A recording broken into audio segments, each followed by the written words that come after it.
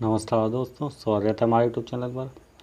दोस्तों, हम लेकर आए हैं आपके लिए यूपी पुलिस के लिए सामान्य जानकारी का एक मॉडल पेपर, जिसमें हम देखेंगे इसमें 37 प्रश्न और जो सभी एग्ज़ाम ओरिएंटेड प्रश्न हैं हमने हिंदी का बना दिया है, जिसमें 38 प्रश्न थे। आप लोगों ने यदि वीडियो ना देखा हो तो ज़रूर देख लेना चैनल पर विजिट करके। हमने इसमें देखेंगे जीके के प्रश्न 37 प्रश्न हैं। आप लोग अपना स्कोर ज़रूर बताना कितने आए आपके, ठीक है। और ये सभी नए मॉडल पेपर पर आधारित प्रश्न हैं। चलिए शुरू करते हैं। प्रश्न 39 नंबर का है, ठीक है। चलिए शुरू करते हैं। सेठा झील के नाम से एक नया राष्ट्रीय पक्षी विहार का विकास किया जा रहा है। कहाँ किया जा रहा है? ऑप्शन देखिए, लखनऊ में, वृंदावन में, अलीगढ़ में, कानपुर में। तो सेठा झील के नाम से नया राष्ट्रीय पक्षी विहार का विकास किया जा रहा है अलीगढ़ में। ऑप्शन सी इसका राइट आंसर है, ठीक है। कौन सा? सी, अलीगढ़ में किया जा रहा है सेठा झील के नाम से।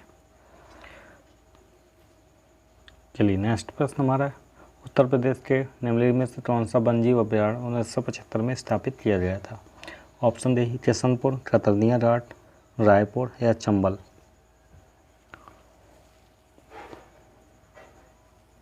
तो 1975 में बनाया गया था कतरनिया घाट राष्ट्रीय या वन्यजीव अभयारण्य 1975 में कतरनिया घाट। और किशनपुर कब स्थापना हुई थी? ये 1972 में हुई थी, ठीक है। चंबल की कब हुई थी? चंबल 1979 का वन्यजीव अभयारण्य। और रायपुर नामक कोई अभयारण्य है ही नहीं उत्तर प्रदेश में, ठीक है। रानीपुर जरूर है। चलिए नेक्स्ट हमारा प्रश्न है,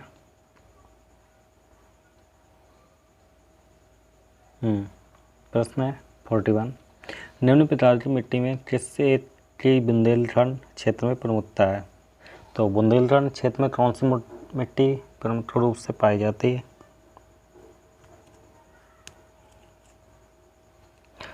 ऑप्शन देखिए, काली मिट्टी या काली कपास मिट्टी, जलोढ़ मिट्टी, करैल मिट्टी या विंध्यन मिट्टी।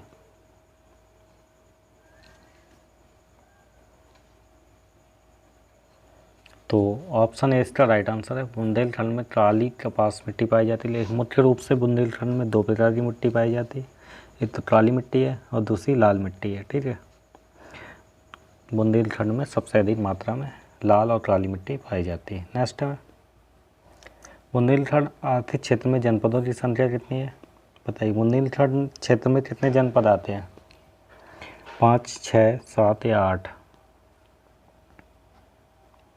बुंदेलखंड आर्थिक क्षेत्र में जनपदों की संख्या है 7। ऑप्शन सी इसका राइट आंसर है। कितने जिला आते हैं? 7 जिले आते हैं। कौन कौन से आते हैं?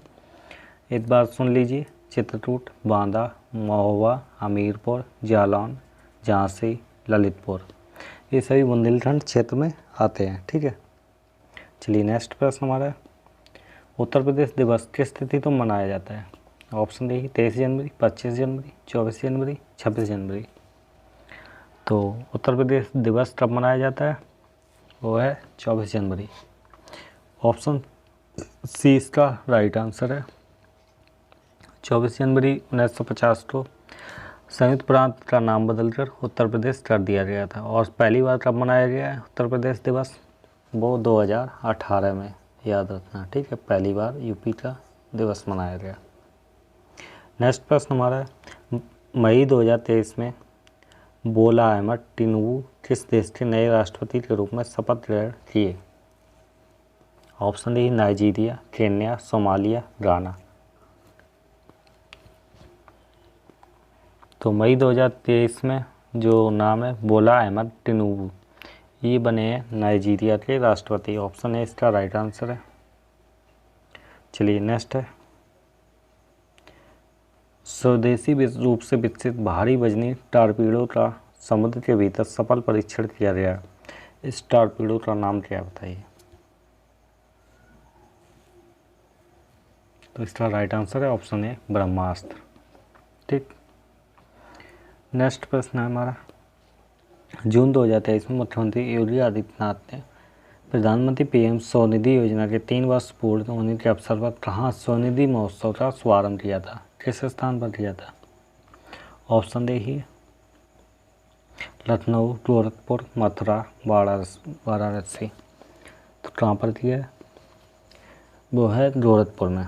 ऑप्शन बी इसका राइट आंसर है। स्वनिधि योजना के 3 वर्ष पूर्ण होने के अवसर पर गोरखपुर में स्वनिधि महोत्सव का शुभारंभ किया था। और स्वनिधि योजना किससे संबंधित है? जो रेहड़ी पटरी वाले लोग होते हैं उन्हें उनको ऋण प्रदान करने से संबंधित है। नेक्स्ट प्रश्न है, भारत में वैदिक सभ्यता डैश नदी के किनारे विकसित हुई? किस नदी के किनारे बताइए? तो वैदिक सभ्यता हुई है सरस्वती नदी के किनारे। ऑप्शन डी इसका राइट आंसर है। वैदिक सभ्यता सिंधु घाटी सभ्यता के बाद में विकसित हुई थी। ठीक है, इसका मतलब टाइम पीरियड है 1500 ईसा पूर्व से 600 ईसा पूर्व के बीच। ठीक, और ये सरस्वती नदी के किनारे विकसित हुई है। नेक्स्ट है,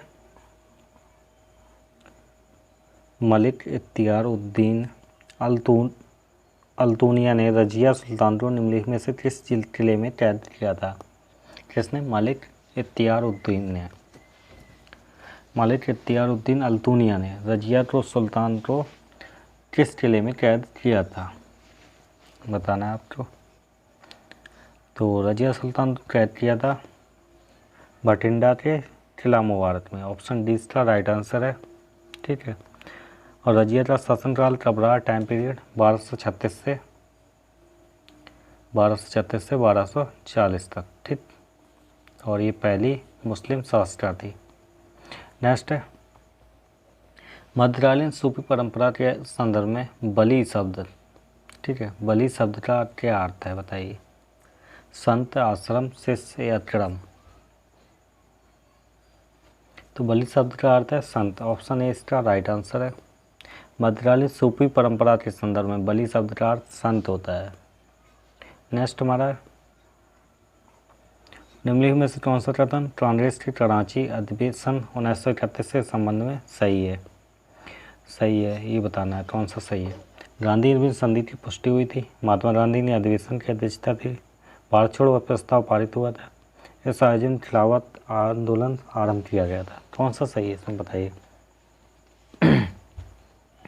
तो इसका राइट आंसर है ऑप्शन है, गांधी इरविन संधि की पुष्टि हुई थी 1931 के अधिवेशन में। कराची का अधिवेशन था 1931।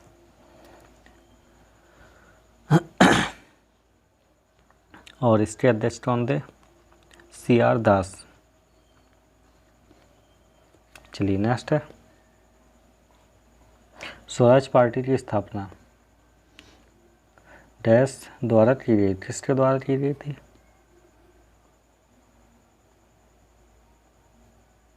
बताइए। स्वराज पार्टी की स्थापना किसके द्वारा की गई? मोतीलाल नेहरू और चित्तरंजन दास के द्वारा। ऑप्शन बी इसका राइट आंसर है। ठीक है, स्वराज पार्टी की स्थापना मोतीलाल नेहरू और चित्तरंजन दास के द्वारा की गई थी। नेक्स्ट है, निम्न में से किसका अक्षांश नई दिल्ली के अक्षांश के 8 डिग्री के भीतर है? बताइए। 8 डिग्री के भीतर। तो इसका राइट आंसर है एवरेस्ट पर्वत। ऑप्शन सी इसका राइट आंसर है। ठीक है, नेक्स्ट है, निम्नलिखित उद्यमों में से कौन सा सही उद्यमी पहाड़ी दर्रों के संदर्भ में सही है पूछा गया?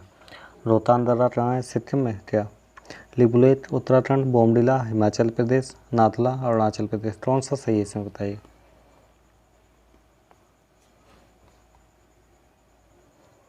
तो लिपुलेख जो दर्रा है वो उत्तराखंड, ये सही दे रखा है। ऑप्शन बी इसका राइट आंसर है। ठीक है, रोहतांग कहाँ पर है? हिमाचल में है। और बोमडिला कहाँ है? बोमडिला अरुणाचल में है। ठीक है, और नाथला कहाँ है? सिक्किम में है। ठीक है, और लिपुलेख, माना नीति, ये सभी उत्तराखंड के हैं दर्रे। नेक्स्ट है, निम्नलिखित में से कौन से राज्य में अष्टमुड़ी झील स्थित है? कौन से राज्य में स्थित है? आंध्र प्रदेश, केरल, तमिलनाडु या महाराष्ट्र?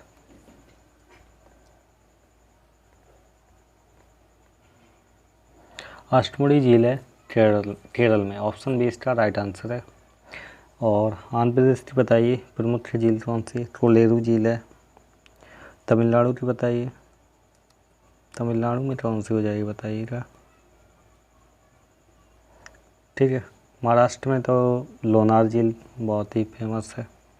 चलिए नेक्स्ट है, इनमें से कौन सा बांध एक प्रकार का अस्थायी बांध है जिससे विशिष्ट क्षेत्र में से पानी को बाहर निकालने के लिए बनाया जाता है? कौन सा बांध है? Option A debris, trapper, detention, impounding.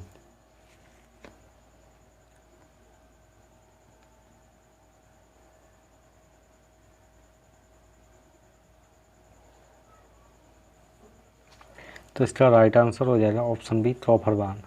ये एक अस्थायी बांध होता है जिसे विशिष्ट क्षेत्र से पानी को बाहर निकालने के लिए बनाया जाता है। ठीक, चलिए नेक्स्ट है, प्रश्न 56 है, भारतीय संविधान का भाग 8 डैश से संबंधित है? भाग 8 किससे संबंधित है?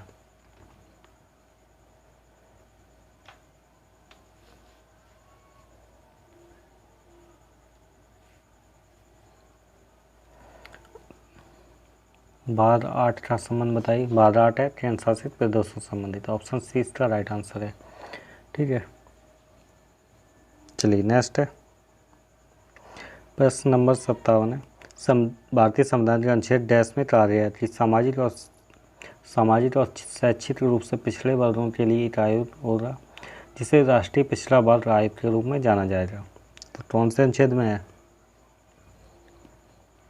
अनुच्छेद नंबर है 338 बी, ऑप्शन डी इसका राइट आंसर है, पिछड़ा वर्ग आयोग।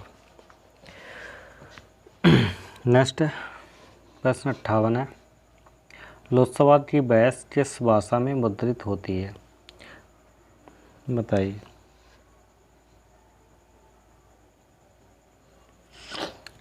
तो लोकसभा की जो बहस होती है वो दोनों भाषाओं में मुद्रित होती है, हिंदी और अंग्रेजी, ऑप्शन डी राइट आंसर है।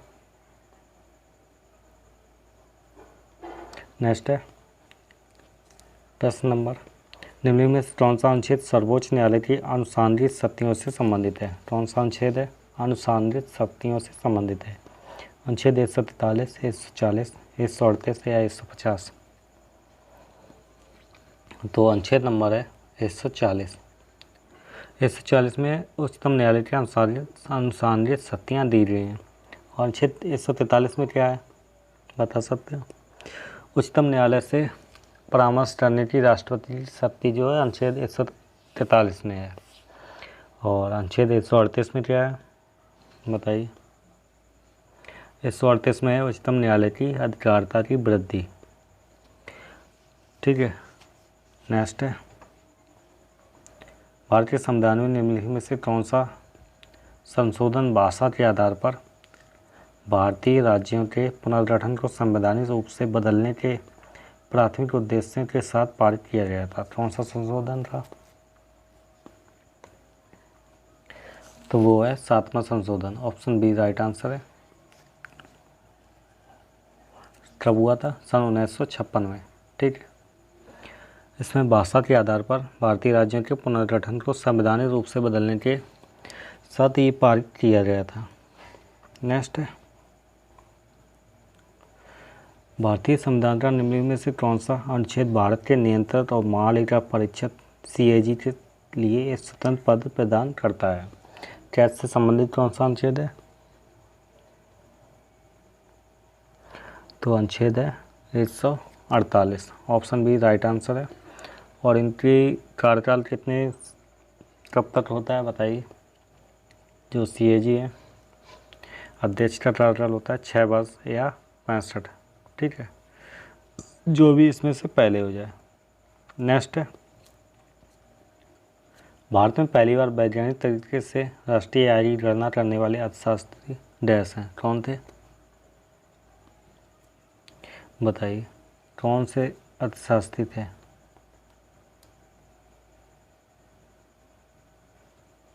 तो वो थे BKRB राव, ऑप्शन बी इसका राइट आंसर है, जिन्होंने वैज्ञानिक तरीके से राष्ट्रीय आय की गणना सबसे पहले की थी। नेक्स्ट है, भारतीय अर्थव्यवस्था का वैश्वीकरण क्या प्रदर्शित करता है, बताइए।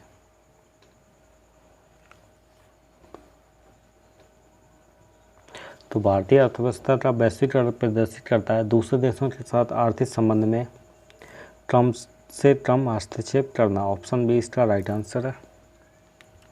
चलिए नेक्स्ट है,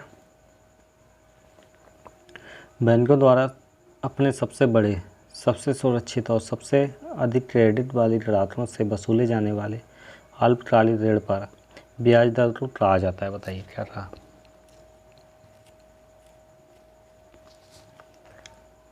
तो उसे बोलते हैं प्रधान उधार दर। ऑप्शन ए इसका राइट आंसर है। नेक्स्ट प्रश्न हमारा है, एनपीसीआई का पूर्ण रूप क्या है, बताइए। एनपीसीआई जो भारत के सभी खुदरा भुगतान प्रणाली के लिए एक अम्ब्रेला संगठन है, एनपीसीआई।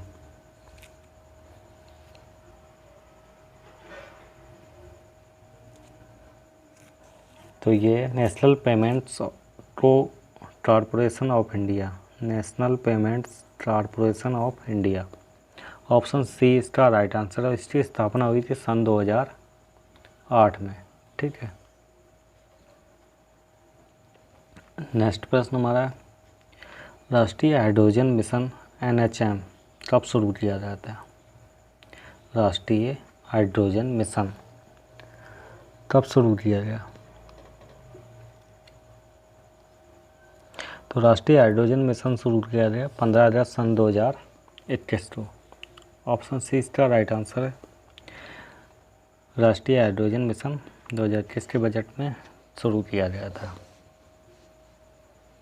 नेक्स्ट प्रश्न है, मनरेगा के अंतर्गत किसी ग्रामीण निर्धन व्यक्ति को अधिकतम कितने दिन का रोजगार मिल सकता है। कितने दिन के रोजगार की गारंटी देता है मनरेगा। तो इसके ऑप्शन देखिए, बताइए। तो मनरेगा देता है 100 दिन के रोजगार की गारंटी। ऑप्शन सी इसका राइट आंसर है। और ठीक है, न्यूनतम मजदूरी कितनी है, 220 रुपये। नेक्स्ट प्रश्न हमारा है, अमर्त्य सेन को अर्थशास्त्र का नोबेल पुरस्कार किस वर्ष मिला था। अमर्त्य सेन जो अर्थशास्त्र का नोबेल पुरस्कार इन्हें कब मिला। तो वो मिला था सन 1998 में। ऑप्शन ए इसका राइट आंसर है। और 1999 में इन्हें भारत रत्न मिला था। 1999 में भारत रत्न मिला था, ठीक है। नेक्स्ट प्रश्न हमारा है, जवाहरलाल नेहरू पुरस्कार किस लिए दिया जाता है, बताइए।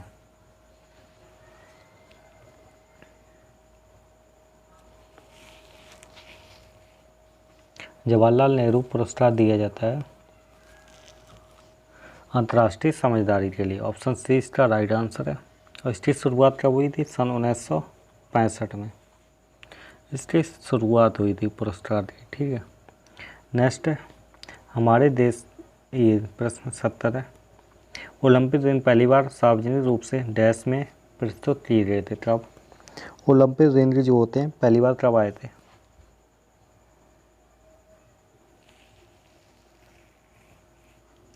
तो ओलंपिक दिन पहली बार आए थे 1913 में। ऑप्शन सी इसका राइट आंसर है, ठीक है। इसमें 5 प्रमुख महाद्वीपों का मतलब महाद्वीपों से संबंधित होते हैं। कौन कौन से होते हैं, Europe, Asia, Europe, Africa, Australia और अमेरिका को दर्शाया जाता है। चलिए नेक्स्ट है, हमारे देश की सबसे प्राचीन भाषा कौन सी है। हमारे देश की सबसे प्राचीन भाषा कौन सी है, बताइए।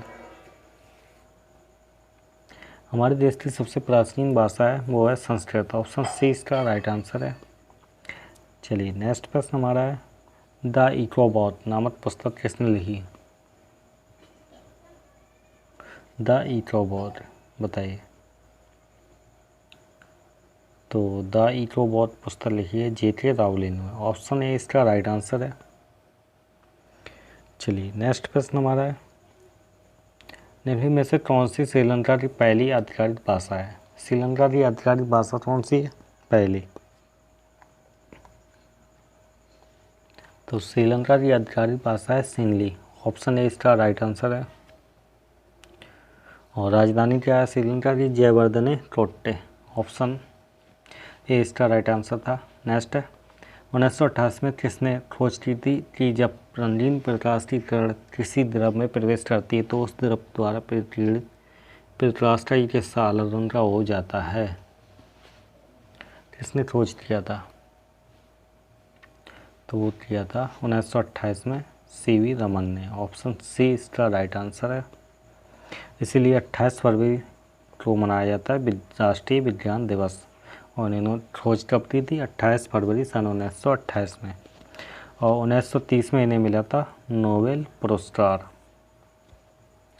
चलिए नेक्स्ट प्रश्न हमारा है, लास्ट प्रश्न है इस क्लास का। प्रेरण कुंडली का आविष्कार किसने किया? बताइए।